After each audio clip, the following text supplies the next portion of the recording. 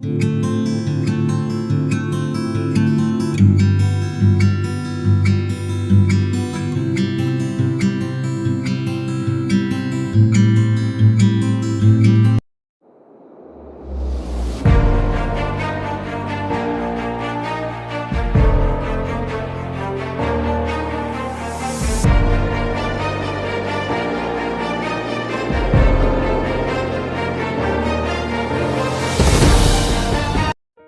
बार फिर से आप सभी का स्वागत है। हम अध्ययन कर रहे हैं भजन संहिता की पुस्तक का और अब समय है कि हम उसके 103वें अध्याय का अध्ययन करें। मेरे प्यारे भाई बहनों, ये 103वां अध्याय या हम कहें 103वां भजन राजा दाऊद के द्वारा एक भजन है जो कि परमेश्वर के प्रेम को वर्णन करता है। मेरे प्यारे भाई बहनों, यहाँ पर राजा दाऊद ने परमेश्वर की उस करुणा को, परमेश्वर के उन उपकारों को, परमेश्वर के उस क्षमा वाले चरित्र को, परमेश्वर के उस महान प्रेम को बहुत ही अच्छे शब्दों में एक भजन के रूप में गाया है या लिखा है। और यही कारण है कि ये जो भजन है ये प्रेजेंट वर्शिप के सैम की कैटेगरी में आते हैं, यानी कि जो आराधना स्तुति के जो भजन है उसकी कैटेगरी में आते हैं। मेरे प्यारे भाई बहनों, यहाँ पर राजा दाऊद ने परमेश्वर के सभी उपकारों को यहाँ पर लिखा है कि परमेश्वर ही सभी बातों को मनुष्यों के लिए करता है। यद्यपि मनुष्य पापी भी है, तब भी परमेश्वर अपनी करुणा के अनुसार, अपने प्रेम वाले व्यवहार के अनुसार, चरित्र के अनुसार हम पर अपना व्यवहार करता है। हमें वो पलटा नहीं लेता जिसके हम योग्य हैं, बल्कि वो हमारे अपराधों से हमें, जब हम उससे क्षमा मांगते हैं तो क्षमा करता है। और यहाँ पर हम इस भजन को 3 भागों में बांटते हैं। पहले वचन से लेके 5वें वचन तक यहाँ पर राजा दाऊद जो हैं एक पर्सनल व्यक्ति के लिए जो परमेश्वर के उपकार हैं जो वो मनुष्य के लिए करता है उसका यहाँ पर वर्णन दिया गया है या राजा दाऊद ने किया है। 6ठे वचन से लेकर 19वें वचन तक समस्त मानव जाति के लिए जो उसका प्रेम है, जो उसका दयालु और करुणाई स्वभाव है, जो उसका अनुग्रहकारी स्वभाव है, उसका वर्णन है, उसके लिए धन्यवाद दिया गया है। और तीसरे भाग में हम यहाँ 20वें वचन से लेकर 22वें वचन तक इन तीनों वचनों में देखते हैं कि राजा दाऊद कह रहे हैं कि ना केवल मनुष्य परमेश्वर को धन्यवाद करें, ना केवल मनुष्य परमेश्वर को धन्य कहें, बल्कि जो उसकी स्वर्गीय सेनाएं हैं, स्वर्गदूत हैं, ये सृष्टि है, उसके जो टहलुए हैं, जो बहुत वीर हैं, जो उसकी आज्ञा पालनता करते हैं, वो भी उसको धन्य करें, वो भी उसको धन्य कहें, क्योंकि परमेश्वर अति प्रेम करने वाला है, परमेश्वर करुणामयी है, परमेश्वर दयालु है, परमेश्वर अनुग्रहकारी है, विलंब से कोप करने वाला अति करुणामय है। तो इस बात को यहाँ बहुत ही सुंदर शब्दों में यहाँ राजा दाऊद ने लिखा है और गाया है। और यहाँ पर हम पहले पाठ का अध्ययन करेंगे, पहले वचन से लेकर 5वें वचन तक।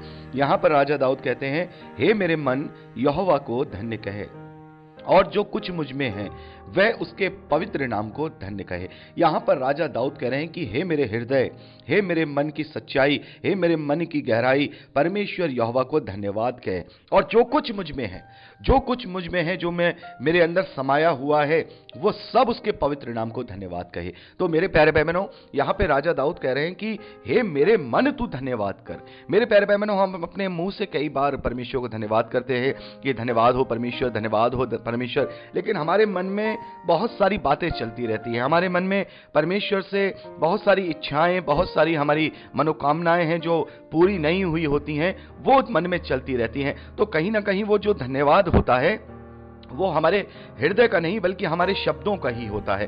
केवल हमारे मुंह से निकला हुआ एक धन्यवाद ही वहां पर हम परमेश्वर को अर्पित करते हैं। लेकिन यहां राजा दाऊद कह रहे हैं कि हे मेरे मन तू परमेश्वर को धन्यवाद कह। मेरे प्यारे भाई बहनों, जब हम अपने हृदय की गहराइयों से, सच्चाई से परमेश्वर के उन उपकारों को याद करके धन्यवाद करते हैं, तब हमारे हृदय से वो सच्चा धन्यवाद निकलता है। यहां पर आगे राजा दाऊद कहते हैं कि हे मेरे मन यहोवा को धन्य कहे और उसके किसी उपकार को ना भूलना, उसके किसी उपकार को मत भूलना, क्योंकि उसने मनुष्य पर बहुत बड़े उपकार किए हैं। और यहाँ पर आगे वर्णन करते हुए यहाँ राजा दाऊद इस भजन में कहते हैं कि वही तो तेरे सब अधर्म को क्षमा करता है और तेरे सब रोगों को चंगा करता है, वही तो तेरे प्राण को नष्ट होने से बचा लेता है और तेरे सिर पर करुणा और दया का मुकुट बांधता है, वही तो तेरी लालसा को उत्तम पदार्थों से तृप्त करता है, जिससे तेरी जवानी उकाब के समान नई हो जाती है। तो मेरे प्यारे भाई बहनों, यहाँ पर हम देखते हैं कि जो आत्मिक आशीषें हैं और जो फिजिकल आशीषें हैं, उन सभी के लिए यहाँ पर जो राजा दाऊद हैं कह रहे हैं कि हे मेरे मन, उसके किसी उपकार को मत भूलना, उसके किसी उपकार को ना भूलना, बल्कि उसके हर एक उपकार को, चाहे वो शारीरिक हो चाहे वो स्पिरिचुअल हो, उन सब के लिए तू उसको धन्यवाद धन्यवाद कहना। मेरे प्यारे भाई बहनों, यहाँ पे राजा दाऊद जिस समय में रह रहे हैं, उस समय में जो फिजिकल वाचा है वो बंधी हुई है और फिजिकल आशीषों को वहां बड़ा माना जाता था। लेकिन उसके बावजूद भी राजा दाऊद यहाँ पर आत्मा में होकर जब भजन लिख रहे हैं तो पहले उसके लिए वो वहां उसकी प्रेजेंट वर्शिप कर रहे हैं, उसकी स्तुति कर रहे हैं कि वो तो तेरे अधर्म को क्षमा करता है। मेरे प्यारे भाई बहनों, परमेश्वर के द्वारा हमारे अधर्मों को क्षमा करना, परमेश्वर के द्वारा हमारे किए गए पापों को स्मरण न करना, परमेश्वर के द्वारा हमारे पापों को बिल्कुल भूल जाना, ये उसके सबसे बड़े उपकार में आता है। आगे दाऊद 10वें वचन में कहते हैं, उसने हमारे पापों के अनुसार हमसे व्यवहार नहीं किया और ना हमारे अधर्मों के कामों के अनुसार हमसे बदला लिया है। और 12वें वचन में यहां दाऊद कहते हैं कि उदयाचल से अस्ताचल से जितनी दूर है उसने हमारे अपराधों को हमसे उतनी ही दूर किया है। मेरे प्यारे भाई बहनों, यहां पर जब हम इन वचनों को पढ़ते हैं तो यहां देखते हैं कि राजा दाऊद परमेश्वर के द्वारा अधर्मों को क्षमा करने के विषय में उसको धन्यवाद दे रहे हैं। तो सवाल यहां पर यह उत्पन्न होता है कि प्रभु यीशु मसीह जो इस धरती पर आए हैं, जिन पर विश्वास करने के द्वारा हमारे पापों की क्षमा होती है, तो यहां तो हम देख रहे हैं कि प्रभु यीशु मसीह तो उस समय नहीं है, लेकिन फिर भी राजा दाऊद परमेश्वर के द्वारा अधर्मों को क्षमा किए जाने और उसके विलंब से क्रोध करने और उसके अपराधों को दूर करने के लिए धन्यवाद दे रहे हैं। तो सवाल यह आता है कि प्रभु यीशु मसीह को देहधारी होने की जरूरत क्या है? परमेश्वर तो प्रेम करने वाला है, विलंब से क्रोध करने वाला है, वो सब अधर्मों को क्षमा करता है, वो सारे हमारे पापों से जो हमारे रोग के रूप में हमारे जीवन में है उनसे चंगा करता है। तो फिर प्रभु यीशु मसीह को इस धरती पर देहधारी होने की या फिर बलिदान होने की क्या जरूरत थी? कई बार हमारे मन में यह सवाल आता है और कुछ मसीह विरोधी भी इस बात को उठाते हैं कि भाई देखो, परमेश्वर तो करुणा करने वाला है, अधर्म को क्षमा करने वाला है और भजन संहिता में लिखा है कि परमेश्वर तो पापों को क्षमा करने वाला है, तो फिर क्यों प्रभु यीशु मसीह का इस धरती पर आना हुआ? उसके बलिदान के द्वारा ही क्यों हमारे पापों की क्षमा है? क्या परमेश्वर वैसे ही हमें क्षमा नहीं कर सकता था? मेरे प्यारे भाई बहनों, हमें और उन विरोधियों को यह अच्छी तरह से जानना चाहिए कि हम कितने प्रकार के पापों को अपने जीवन में लेके चल रहे हैं। सबसे पहला पाप तो हम देखते हैं जो हमारे द्वारा किया गया स्वयं का पाप है, जो हम परमेश्वर के विरोध में करते हैं। दूसरा पाप हम देखते हैं जो हमारे बाप दादाओं से हमें विरासत में मिला है। जैसे हम पढ़ते हैं निर्गमन की पुस्तक में कि 20वें अध्याय में कि 4 पीढ़ियों तक परमेश्वर हमारे अपराधों का दंड हमारी पीढ़ियों को दिया करता है। न केवल हमें, हमारे बेटों को, हमारे पोतों को, वरन हमारे पड़पोतों को भी हमारे द्वारा किए गए अधर्म के कार्यों का बदले में वो दंडित किया करता है। तो 2 प्रकार के पाप तो हमारे यहाँ हम देखते ही हैं, लेकिन एक तीसरे प्रकार का पाप जो बहुत बड़ा पाप है जिसको लोग समझते नहीं है, और वो पाप है आदम के द्वारा किया गया पाप। और उस पाप की मजदूरी हमें मृत्यु के रूप में मिली है। और हम पढ़ते हैं कि आदम के द्वारा जो मृत्यु है वो समस्त मानव जाति में फैल गई। तो मेरे प्यारे भाई बहनों, यहां हम देखते हैं कि प्रत्येक प्रकार के पापों का कोई ना कोई प्रतिफल होता है। और सबसे बड़ा जो परमेश्वर का नियम है वो ये है कि यदि कोई पाप करेगा तो वो जीवित नहीं रहेगा और वो मर जाएगा। यानी कि जो पाप है उसकी जो मजदूरी है, उसका जो प्रतिफल है वो मृत्यु है। तो हम सब मृत्यु के प्रतिफल को तो पा ही चुके हैं, पहले से ही पा चुके हैं। आदम के द्वारा विरासत में हमें वो पाप जो है, पाप की मजदूरी मृत्यु जो है वो हमें मिल चुकी है। हम सबको एक दिन मरना है। इस नाशवान शरीर के द्वारा हम इस धरती पर मृत्यु को प्राप्त करेंगे।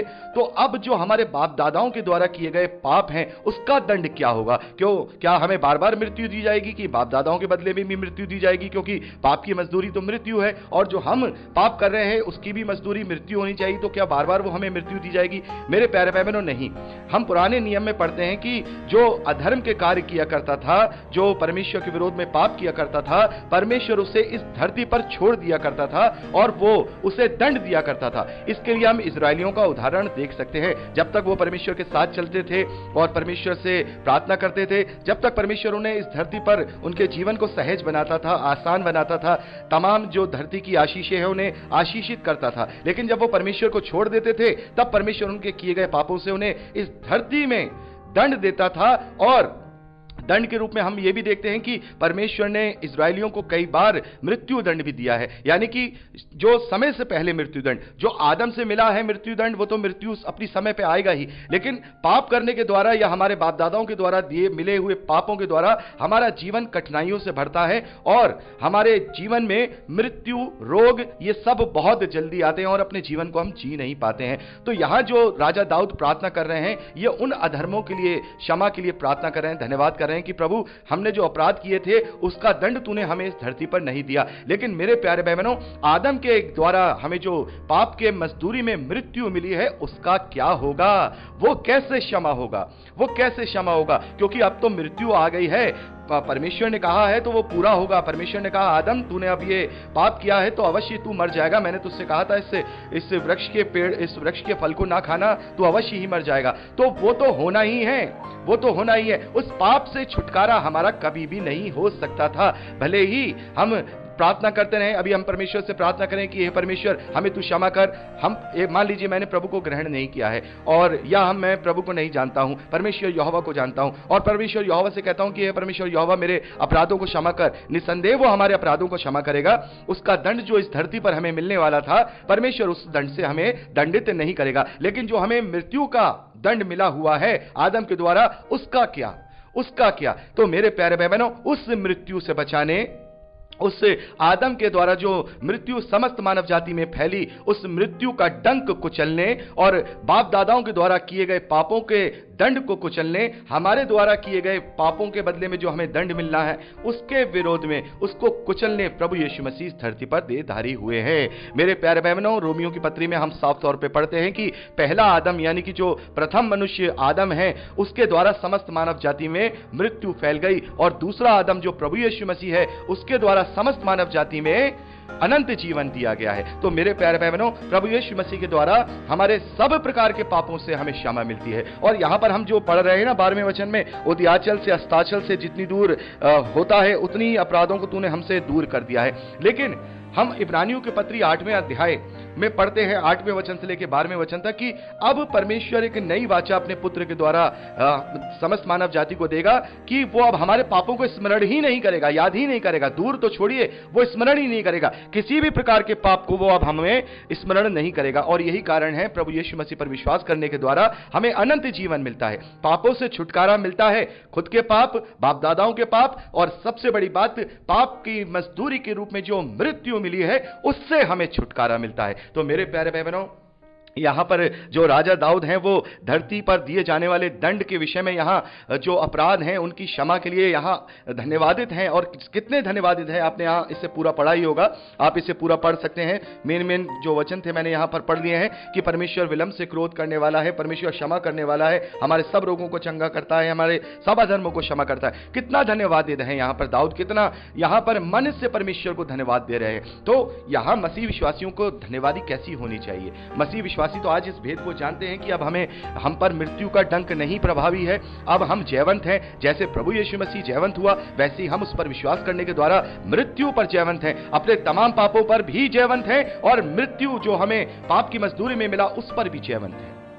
तो मेरे प्यारे भाई बहनों, हमें समझना होगा, प्रभु की उस बलिदान को समझना होगा, वो होना बहुत जरूरी है। क्योंकि मेरे प्यारे भाई बहनों, पाप की मजदूरी मृत्यु है और प्रभु यीशु मसीह ने उसी मृत्यु पर हमारे बदले वो मृत्यु को सहा है। प्रायश्चित के रूप में निष्कलंक मेमना, एक बलिदान के मेमने के द्वारा उसने प्रायश्चित किया है महायाजक बन के। तो हमारे सब प्रकार के पाप क्षमा हुए हैं। तो अब हम पर मृत्यु नहीं है और हमें अनंत जीवन दिया जाएगा। तो अगर प्रभु यीशु मसीह नहीं आते तो इस धरती के पाप तो होते रहते, हमें इस धरती पर दंड नहीं दिया जाता, अच्छा जीवन जीते जैसे उस वक्त लोग जिया करते थे। लेकिन हम अनंत जीवन में कभी प्रवेश नहीं कर पाते, मर जाते और हमारा अस्तित्व खत्म हो जाता, जो कि परमेश्वर नहीं चाहता। परमेश्वर चाहता है कि आदम और आदम की संतानों का अस्तित्व ना खत्म हो, बल्कि जिसलिए मैंने रचा है, जिसलिए मैंने बनाया है, अपनी सहभागिता अपने साथ रहने के लिए, अनंत काल के जीवन के लिए, उसके ये भागी हो सके। इसीलिए उसने अपने अनंत प्रेम को, उस गहराई वाले प्रेम को जिसका कोई तोड़ नहीं,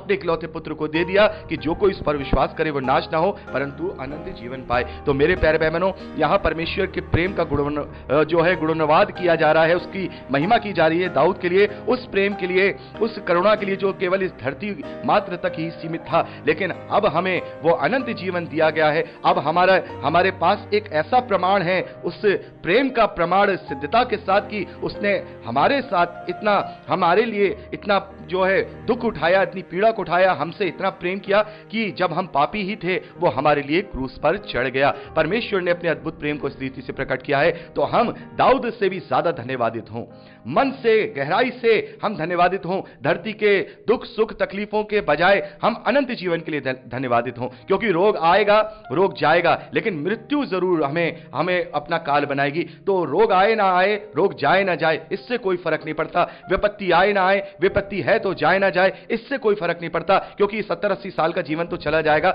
अब तो हम उस महायोजना के भागी हो गए हैं जिसमें हम अनंत जीवन के लिए परमेश्वर के साथ सहभागिता करेंगे, जहां ना मृत्यु होगा, ना पीड़ा, ना वहां आंसू होंगे, वो सब आंसू हमारे पोंछ डालेगा। तो हमें ज्यादा से ज्यादा धन्यवादित होना चाहिए। इन वचनों को पढ़ के हमें कंपैरिजन करना चाहिए कि ये जो धन्यवादित हो रहे हैं ये किन बातों के लिए हो रहे हैं और इतने मन से हो रहे हैं, और हम जिनके लिए हमें धन्यवादित होना चाहिए हम उसके लिए धन्यवादित नहीं होते हैं, क्योंकि हमें सेंत मेत में मिल गया है, हमें फ्री ऑफ कॉस्ट मिल गया है। तो मेरे प्यारे भाई बहनों, इस प्रकार से हमने यहाँ पर इस पूरे अध्याय का जो ओवरऑल सार था, जो पूरी शिक्षा थी, वो यहाँ पर हमने अध्ययन की है, और बाकी बातें आप यहाँ पढ़ सकते हैं। मैंने आपको इसके डिवीजन भी बता दिए हैं, इसकी मूल भावना भी बता दी है, और कंपैरिजन भी बता दिया है कि क्यों हमें और ज्यादा दाऊद से भी ज्यादा परमेश्वर के लिए धन्यवादित होना चाहिए, और मन से, गहराई से, सच्चाई और आत्मा के साथ। तो यहां हमने 103वें अध्याय का अध्ययन कंप्लीट किया है, और अब 104वें अध्याय का अध्ययन अब हम परसों करेंगे मेरे प्यारे भाई बहनों। तो प्रार्थनाओं में याद रखिएगा। प्रभु आपको आशीष दे।